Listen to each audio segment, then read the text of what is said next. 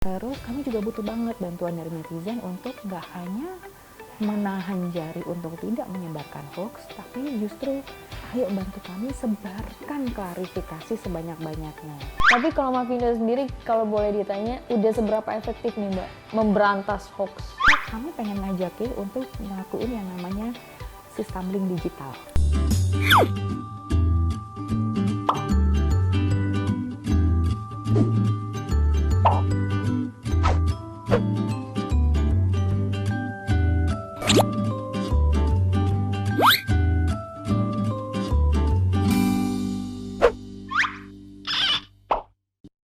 Masih ngobrolin seputar hoax bersama Anita Wahid di sini. Senang sekali bisa ngobrol langsung sama Presidium Mavindo nih. Mbak Nit, kalau ngomongin soal millennials, ini jadi generasi yang paling disasar sama Mavindo untuk dijauhkan lah dari berita-berita hoax seperti itu. Tapi katanya ada riset juga yang membuktikan bahwa generasi millennials itu justru merupakan generasi yang paling rasional. Harusnya sulit untuk terpapar hoax, tapi ternyata di realitanya nggak seperti itu ya? Sebenarnya kalau Mavindo sendiri menyasar semua generasi sih, karena setiap generasi itu punya ciri-cirinya sendiri yang khusus yang menyebabkan mereka jadi rentan terhadap hoax gitu.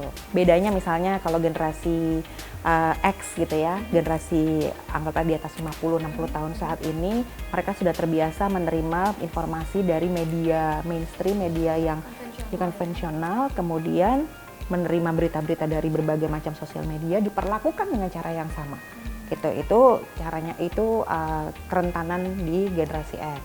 Generasi milenial lain lagi.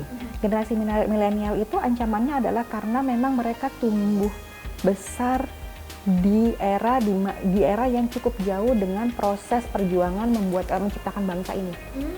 Gitu.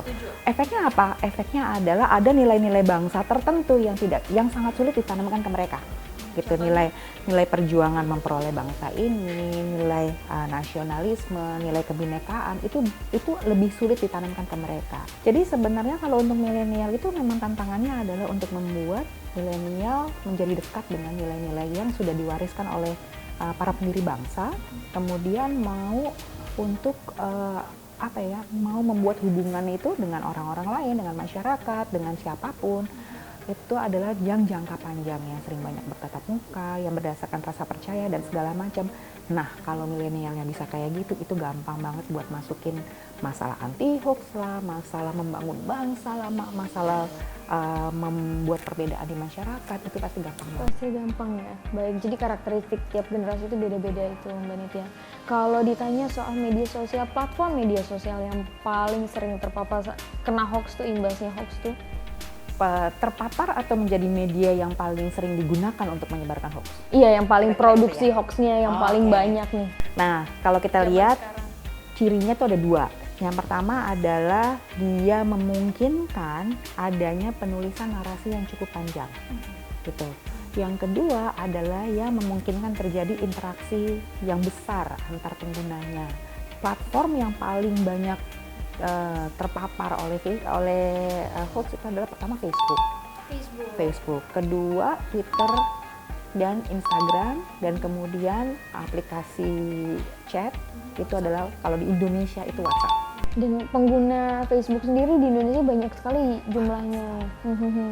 Makanya itu jadi platform yang paling efektif ya? Iya, karena kita bisa naruh berapapun foto banyaknya, berapa video sebanyaknya. Captionnya juga ya panjang-panjang. Betul, captionnya panjang-panjang. Nah, ini yang lebih menarik lagi adalah karena Facebook itu punya fitur yaitu closed group.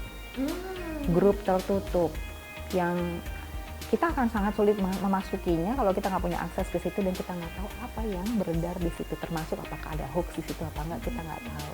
Tapi kalau Mavindo sendiri, kalau boleh ditanya, udah seberapa efektif nih Mbak memberantas hoax? Oke, pertama yang perlu banget diketahui yang kayaknya masyarakat banyak yang nggak tahu adalah Mavindo itu hanya komunitas loh, gitu. Hanya komunitas. Kami nggak punya wewenang apapun seperti polisi, gitu, jaksa atau apapun. Kami nggak punya wewenang itu. KPK gitu ya? Bukan, gitu. Kami hanya komunitas dan kami baru banget umurnya, baru hampir 2 tahun, terus kemudian kami itu diisi oleh orang-orang yang isinya relawan semua, Mbak. Ya, kami pengen ngajakin untuk ngelakuin yang namanya siskamling digital. Siskamling digital. Siskamling Istilah digital. baru tuh, saya baru dengar juga. Siskamling digital itu artinya adalah menyisiri internet, mencari konten-konten yang ada hubungannya sama hoax, sama hal-hal yang palsu, yang bohong, kemudian laporkan gitu supaya bisa ditindaklanjuti. Kalau ke Mafindo kami akan segera memverifikasi. Tapi ada juga nih yang laporin ke kanalnya Kemenkominfo misalnya, atau ada bahkan juga ada kanalnya polisi, ada aplikasi khusus untuk pelaporan itu dari polisi dan seterusnya.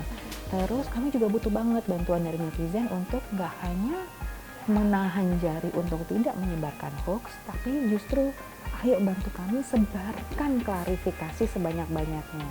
Semua hoax yang telah kami verifikasi, ayo dong bantuin sebarin.